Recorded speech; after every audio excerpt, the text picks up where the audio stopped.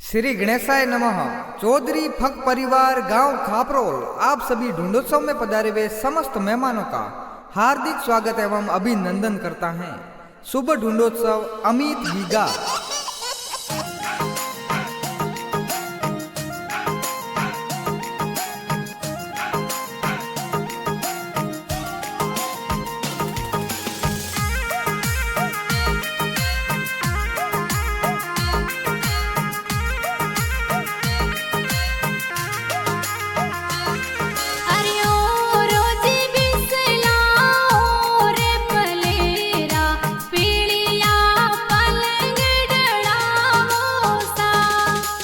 अमित गीगारी ढूंढ ढूंढी रे सगला लाड लड़ावे सा।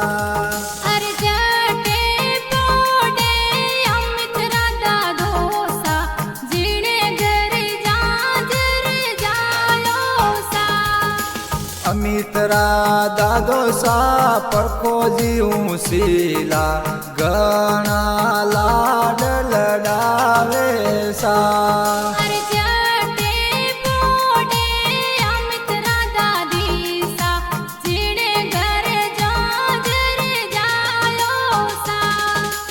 अमित दादी सा काली देवी गणा लाड लड़ावे सा लड़ावे सा।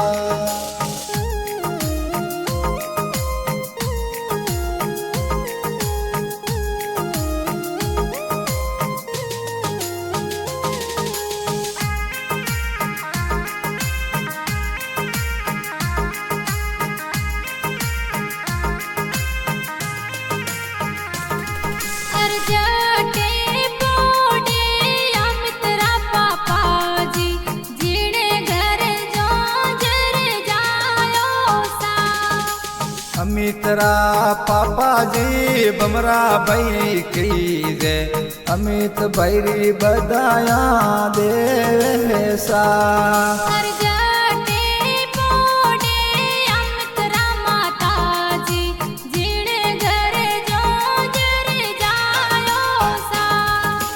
अमितरा माता जी नथु देवी कही रे घना घना लाड लड़ावे सा।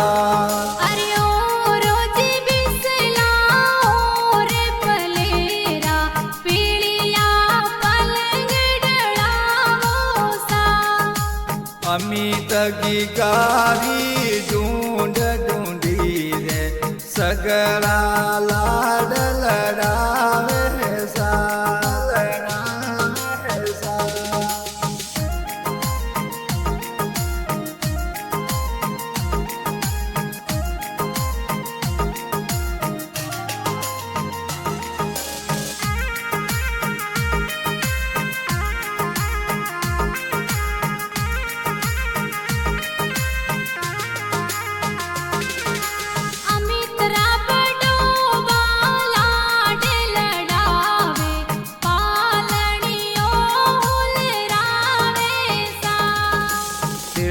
जी हरी जी जोईता जी बड़ोबा गोल पसाता वे देसा।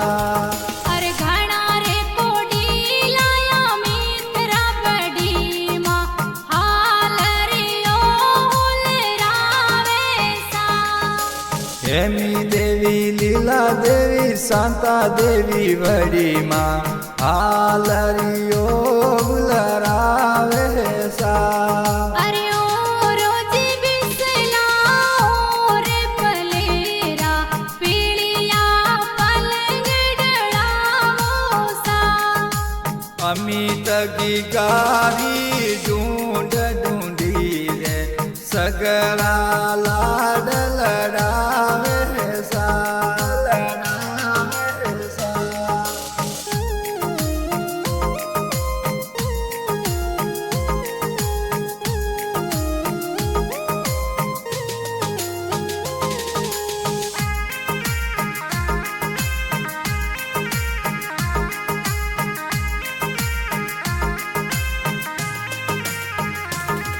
अरे खाको सा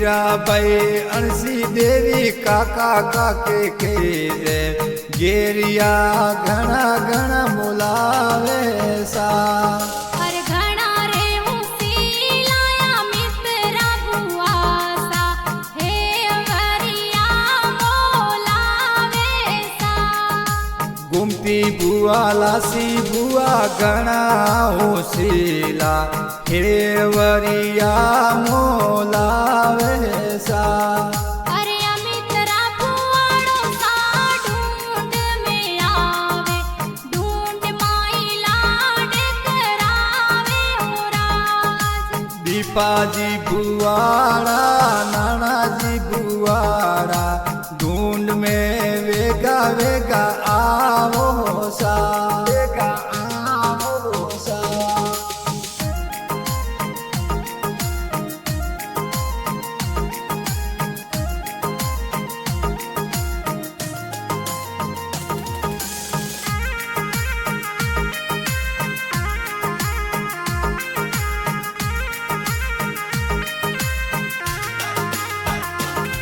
અરે આવતડા જાવતડાયા મિત્રા બિરોસા પાલણિયા ઉલરાવે સા કમલેશ ભરત સુરેશ ભાઈજી ઘણા ઘણા લાડ લડાવે સા અરે ઘણા રે કોડીલા મિત્રા બેનડે લ્યો લાડે ગણેરા કરાવે હો રાજ ભવ્યા સવિતા રેખા નવી બેન પાલણીઓ ઉલરાવે સા અરે ઓ રોજી બિસલા ઓ રે પલેરા પીળિયા પલંગડળાવો સા અમિત ગીગારી ઢૂંઢ ઢૂંઢી રે સગળા લાડ લડાવે સા લડાવે સા